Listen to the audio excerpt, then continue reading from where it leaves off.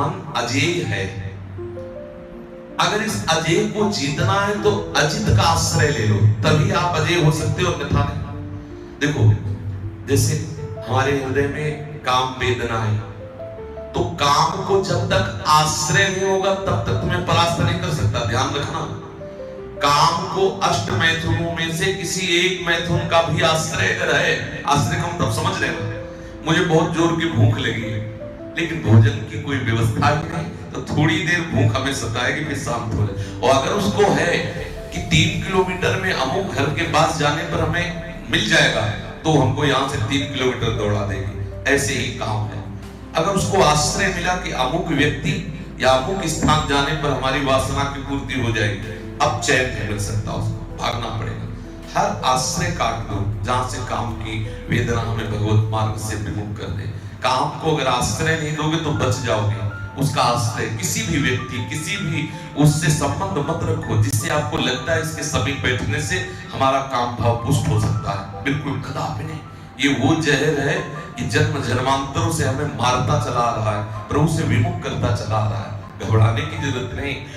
जैसे कभी अंदर की बात, कभी ऐसा भाव आवे ना, और ऐसा कभी करके देखो तो कैसा लगता है। जब आपके अंदर काम वेदना आवे तो श्री जी के पास बैठो, रोने लगो कि लाडली आपके लिए तो सारे संसार के संबंध छूटे।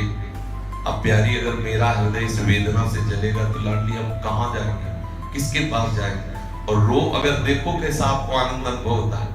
अब काम वेदना जागृत हुई, आप श्री जी का चिंतन छोड़कर विषय चिंतन करोगे तो कहां पहुंच जाओगे? भाई, सबको इस मार्ग से गुजरना पड़ेगा, इस आग से निकलना पड़ेगा। कभी ऐसा हो तो श्री जी से रो कि लाडली आप करुणामय देख लो, हमारे हृदय में जलन हो रही काम की, ये काम दुख निकंदनी प्यारी जो आप कृपा करो, तो आप देखो आपको शांति मिल जाएगी। बहुत करुणामय श्री जी है। हम ठाकुर जी के नाम का बल ले, श्री जी का चरणों का बल ले, तो देखो हृदय शीतल। पर होता क्या है, कामना का हम अवसर देते हैं, कामना को अवसर देते हैं, खाली रहते हैं। वो चिंतन बना तो श्री जी का चिंतन छोड़ के वो चेष्टा में उतर जाते हैं, बस यही पतन हो जाता है। हम साधक हैं, कभी ऐसी सबके हृदय वृत्तियां आती, प्रभु से प्राप्त नहीं बन रहा, 4 साधक बैठकर आपस में उसका निराकरण करो। भाई हमारी वृत्ति गड़बड़ है, 4 लोग बैठ के भगवत चर्चा उसका समाधान करो।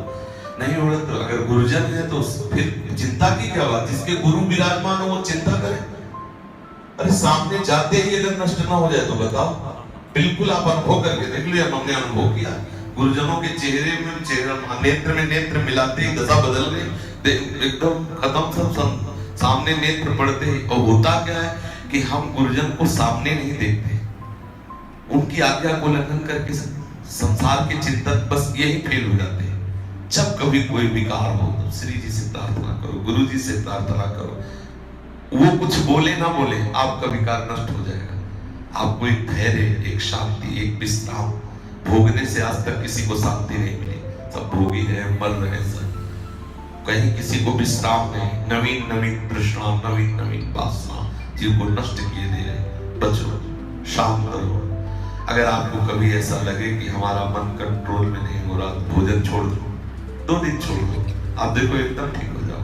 एकदम आपको लग रहा है कि हमें बहुत परेशानी हो रही है, आप जब का अनुष्ठान लेके बैठ जाओ, ठीक। यही हमारे पास बल है। ये बल थोड़ी कि हमारे अंदर क्रोध आया तो थप्पड़ मार दिया, काम आया तो गंदी चेष्टाएं कर दी। ये साधक है, बढ़िया अवसर है, भगवत प्राप्ति कर लो। ये सब कुछ नहीं रहे, सब मरी रहे संसार के लोग। बेकार मन को मत दौड़ाओ, मर रहे बेचारे, मर रहे, वासना उनको नष्ट किए डाल रहे। कुछ नहीं, केवल भ्रम। क्यों मर रहे हो, क्यों ऐसा मान रहे हो कि बड़े भाग्यशाली जिनको भोग मिले? उनसे पूछो जाकर के क्या दशा है उनकी, भोगते हुए भी तृष्णा उनको चलाए डाल रही। ये नहीं वो नहीं वो, उनको नाश किए दे रहे। कम से कम तुम्हारे अंदर तृष्णा तो नहीं, काम नहीं अकेले तो है। अगर कामना को आप रोक गए तो निष्काम हो गए। वो कामना और तृष्णा दोनों से चल रहे हैं। जितना भोग भोगते हैं उतनी नवीन तृष्णा रूप धारण कर लेती और उनको नष्ट किए दे रहे। शांत